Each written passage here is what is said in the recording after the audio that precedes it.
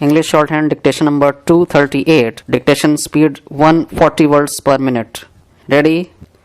Start. Mr. Deputy Chairman, sir, the reply to the President's address is a very important part of the proceedings of the House. It has many unique features. It is the only mandatory thing without which the Parliament cannot start.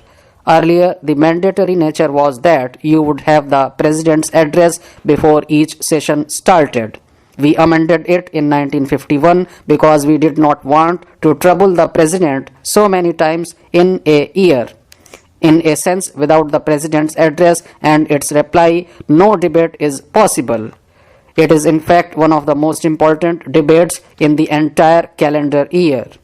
Earlier, there was also a procedure whereby it had to start the next day after the President's address without any other business being taken up. We have also slightly amended that now. We are expected to start soon after, but not immediately. Another unique feature is that in many parliamentary democracies, especially those linked to the British Commonwealth system, this debate in reply to the motion on President's address can go up to 15 days. In Canada, the usual customary duration is 1 month. In our parliament, we give 3 days for this debate. The idea is to open a channel of communication between the government and the legislature. As we know, the President is nothing else but the government as far as this particular provision of the Constitution is concerned, and any such channel of communication cannot be clogged. It is a vital source of communication between the Government of India and the legislature, and this clogging of communication can lead to unnecessary problems. In a sense, it is a review of the year gone by. It is also a trailer for the future. And finally, it is a tribute to Indian democracy that we discuss, debate, and disagree. But it is always passed unanimously with or without amendments, and that is the strength of Indian democracy. Mr. Deputy Chairman, sir, this is the time to sit back and to express satisfaction over the achievements made so far. They need to be highlighted even if some of them are obvious. They need to be reiterated and underlined. However, it is also a time to introspect in a non-partisan manner. It is important to introspect for nation building. It is important to be self-critical because there are always many miles to walk which remain. It is also important to be self-critical because while we applaud the glass half full, we try to make sure that the stream of that glass half full is clear, unpolluted, and pure. We also not only recognize but also empathize with the glass half empty. It is most importantly a time to dream. It is a time to dream about India and India's future. Dreaming permits each and every one of us to be quietly and safely insane every night of our lives. Sir, we are the world's second fastest growing economy after China. We have been growing at 6% for 27 years. For the last 4 years, we have been growing at above 8%. An international report suggests that we would achieve double-digit growth in the near future. Several reports suggest that by 2025 we would be ahead of Japan as the world's third largest economy after the United States and China. Car sales are touching the figure of 8 million per year in our country.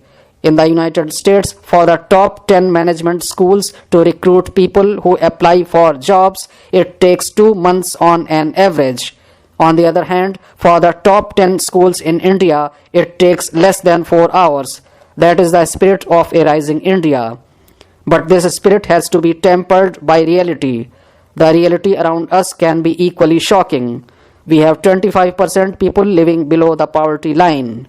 Incidentally, I read an interesting article the other day about how this enumeration of poverty is done. if between the last year and this year somebody has got a fan or somebody has got a toilet made, then he is struck off the BPL list. So there are actually people who are interested in hiding the extra toilet that they have made over the last 1 year because they are scared of losing their BPL status. But let us stick to our own definition.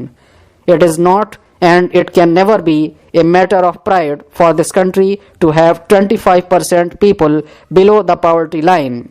What is more important is that the rate of decrease is relatively small and slow. The rate of decrease has been under 1% of this poverty line. What is even more important is that in this overall figure of 25%, it hides interstate disparity. There are states like Punjab which have had a ratio of 6% people below the poverty line. If 6% is the figure of Punjab and the average is 25%, you can imagine that there is an interstate disparity in a lot of states which is well above 25%. What is still more important is that there is intra-state disparity. Parts of Bihar or Chhattisgarh or Madhya Pradesh would have rates of poverty different from their own state average. It is for this reason that the Honorable President's address speaks of inclusive growth. This is the rationale underlying that phrase. This is why we say that the 10% growth must be inclusive, but it must go as much to manufacturing sector as to the service sector. It must go to the agriculture sector also. Most importantly, it must display a greater inclusion of labor and economies of scale. If we look at the true human development indicator, only one figure is enough, and that is malnutrition. With 40% of malnutrition and 25% people below the poverty line, we cannot be self-congratulatory. That is why the central government's budgetary support to key sectors has been unprecedented, especially during the UPA regime. These figures are known, but they are striking, and therefore I must point out that the allocation on these key sectors, that is agriculture, health, and rural development, has been tripled between the 10th and the 11th 5-year plans. In fact, if you add education, these 4 sectors account for over half of the 11th plan. The budget is hardly a week old. The budget maintains all the significant schemes initiated by this government, whether it is the drinking water mission or the Jawaharlal Nehru urban renewal mission or the rural employment scheme. There are many more, and the President's address mentions them. Mr. Deputy Chairman, sir, I am referring to those elements which have found specific mention in the Honorable President's address.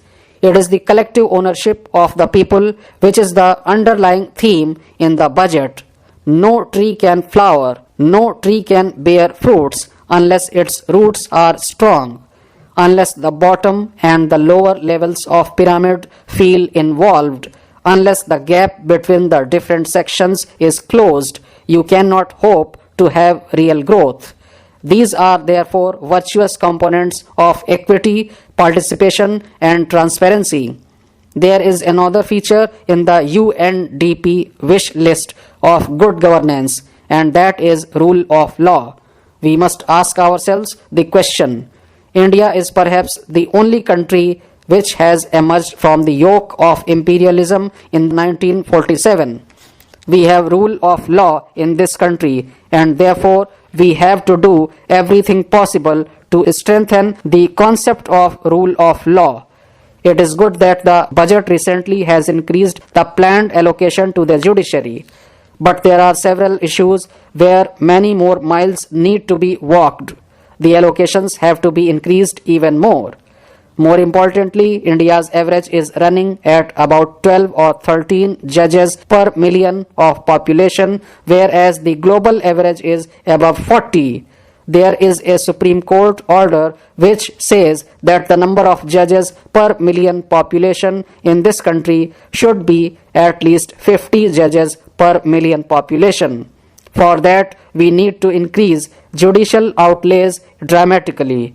Let me give you a simple example. We have court fees levied by most states.